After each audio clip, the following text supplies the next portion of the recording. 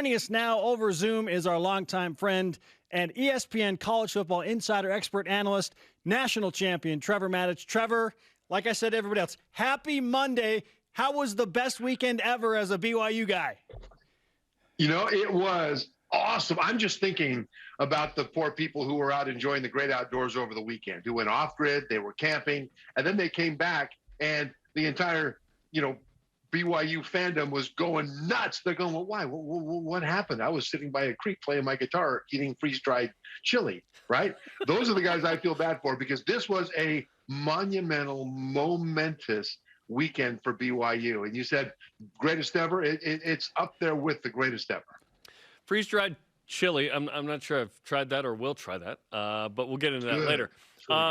BYU beats Utah. Trevor. This was so long coming. Here's BYU finally taking down Utah. And BYU won this game, Trevor. This wasn't a trick play, random. BYU physically won this game on both lines, rushed for 200-plus. Jaron Hall was incredible with his decision-making. Yes, his passing can get better, but BYU's 2-0 in rank now after this win. They are, and you're right. They just played smash-mouth football against the most physical team in the Pac-12, and they beat them at smash-mouth football. It's interesting. Utah coach Kyle Whittingham said after the game that he would have bet the house that BYU would not win the line of scrimmage, but BYU did win the line of scrimmage on both sides. And coming into this game, I knew that Utah had one of the better combinations of offensive line and defensive front seven, linebackers and defensive linemen and offensive line. That combination, one of the better groups in the country. And BYU would have to just be physical. They just have to hit Utah in the mouth, take the hits that Utah would deliver, taste their own blood in their mouth, spit their teeth on the ground, line up, and hit them again to have any kind of a chance, because you cannot finesse a team like Utah. They will smash you. And that's how BYU played. On both sides of the ball, they controlled the line of scrimmage against a very, very physical team. And I'll tell you what, that was the thing that made me the happiest in this game. Trevor Matich with us on BYU Sports Nation. What does a win like BYU had over Utah, other than get them into the top 25 at number 23, mean for this program and how the nation is perceiving them right now? Well, the way they're perceived right now is that they're still on the rise. I mean, the nation loves BYU football anyway, in general. Last year was Zach Wilson. There was so much fun about BYU, especially when they were the only team west of the Rockies, that maybe in west of Mississippi for a while, that was playing football. And so a lot of people looked at last year and said, yeah, BYU, let's reconnect with that. And all of a sudden now 2-0, not against two non-Power 5 teams like they had to do last year, but against two Power 5 teams, one of them ranked, Utah, and that 2-0 means a whole lot more. So now people are looking at BYU in a different light. Instead of, hey, these guys are really fun and they could beat anybody on any given weekend, they're thinking, hey, BYU, this team is legit. And now they have to continue on to keep winning in order to maintain that. But at the same time, you can sense a shift in the expectations nationally that people have of this program, from a lot of fun to watch to really got to take them seriously. And now let's see where it goes. Arizona State's going to be a tough game. We'll talk about that in a second. But Ryan Russillo, who we're big fans of, I know you know him well from his ESPN days, now with The Ringer, tweeted, Jaron Hall, most athletic player at BYU since Trevor Matich? You know, there's a lot of debate about that. And I think I would give him the edge, but not much. If you haven't seen me do my 3-cone drill and my vertical jump, then don't judge yet and don't just assume. Jaron Hall was fantastic. His numbers weren't great, but his job isn't to go out there and put up great numbers. His job is to go out there and manage the assets around him. His assets include his own ability to run and make plays off schedule against the defense that he faced. And in doing that, he was absolutely magnificent. Didn't make the big mistakes. When he missed, he didn't miss in places to put the ball in general, in danger most of the time. And he was able to maximize what he had against a very solid Utah defense. And I tell you, that's the art of quarterbacking. So often you see a quarterback who thinks that if he's a great thrower, if he can throw the ball deep down the field and hit that guy accurately, man, is he a great quarterback? No, might be a great thrower. A great quarterback is about managing everything. And people think that the term game manager is is derogatory. It's not. You need to manage your assets, but then you need to make plays. And Jaron Hall did both. He was able to maximize the people around him. And when the time came that he just had to pull it down and make something happen, he made it happen. Trevor, that was probably one of the most impressive things that I saw all night was Jaren Hall's ability to control things and get his team in focus when it got a little weird there at the end. Utah cut the lead at 23-17, and then led by Jaren Hall, BYU goes down and kicks a field goal that makes it a 2-score game. What did you see on that drive that you liked the most from Jaren Hall and BYU? Focus and calmness. A lot of times you'll see a quarterback get jittery, right? He'll start to move around and make decisions really fast, and he doesn't let things unfold. He doesn't process the information. He gets ahead of the information because he's worried that something's going to happen. And that's not in Jaren Hall's DNA. Jaren Hall has that low blood pressure, that low heart rate. I go back to last week on a play that I just love that really he brought into this week from a standpoint of style, where he dropped back to pass. The pocket was collapsing around him on both sides. Really, I mean, almost on it.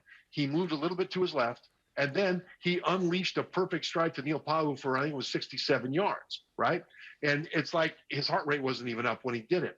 He was that way this entire game, especially in that last drive, because Utah was roaring back. Utah has a history in recent years of outscoring BYU, especially severely in the fourth quarter. And the offense had to figure that the defense was pretty tired at this point because they were playing lights out. And it was time for the offense to make a drive to help put this game out of reach. And the offense came through. And they came through because Jaren Hall and everybody else just took a breath and they executed each play and they didn't get freaked out by the moment. And that's one of the most impressive things about this performance.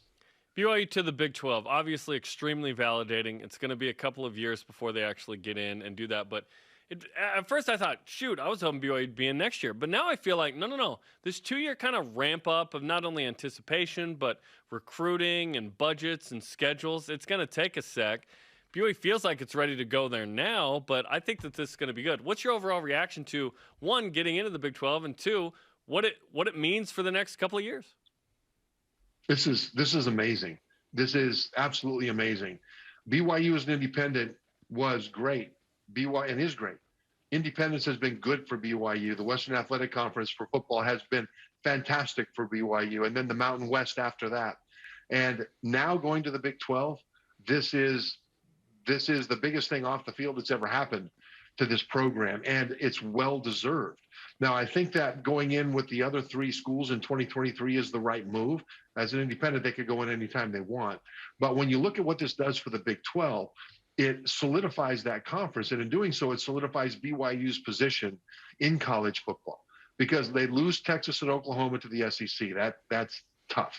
The remaining 8 schools were they had lost some of the national cachet that they would have to have Texas and Oklahoma in their conference. But by adding BYU, a national fan base, international fan base, adding Cincinnati, which gives them a huge foothold in the heart of the Big Ten, UCF, which has been a team that's on the rise and playing at the highest levels in some cases in football, that is in Orlando. It's in the ACC and the SEC recruiting footprint. And then Houston, which is another massive market and another historically outstanding athletic program top to bottom.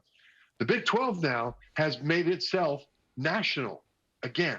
And BYU is a big part of that. So I think they'll maintain their autonomous 5, their Power 5 status. And then as time goes forward, and this is the deal, as time goes forward and there's new grant of rights, there maybe media companies will come in, new media companies, technology companies, maybe Amazon with Amazon Prime, or YouTube will come in, or Twitter or Facebook, and start to bid for live college football programming.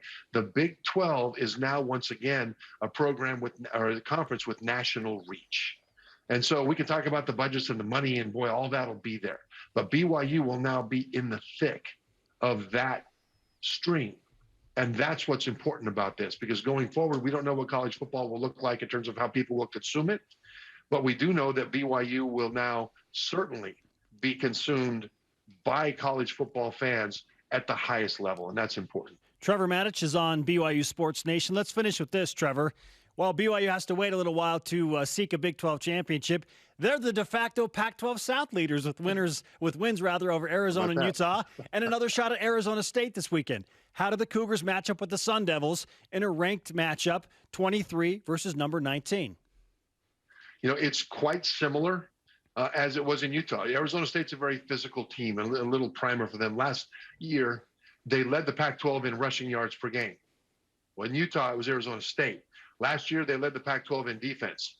Wasn't Utah, USC, Oregon, it was Arizona State. They led the Pac-12 in defensive takeaways, and they have 15 starters back. This is an incredibly experienced team, experienced quarterback, great running backs. They've got young wide receivers, but incredibly talented. I mean, they've got 4 or 5 four-star recruits in their wide receivers core. So they're young, they're fast, they're talented.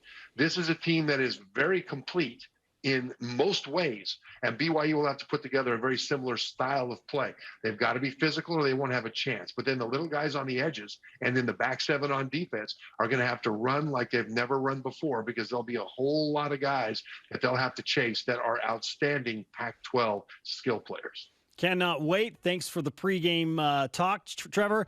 And again, you're one of the most athletic players to ever play at BYU, according to Ryan Russillo. So we will end that the conversation today by saying that and thanking you again for another fantastic Matich Monday. You're very welcome. I'm going to go out and run my 3-cone drill now. Yes, I love it. Trevor Matich on BYU Sports Nation.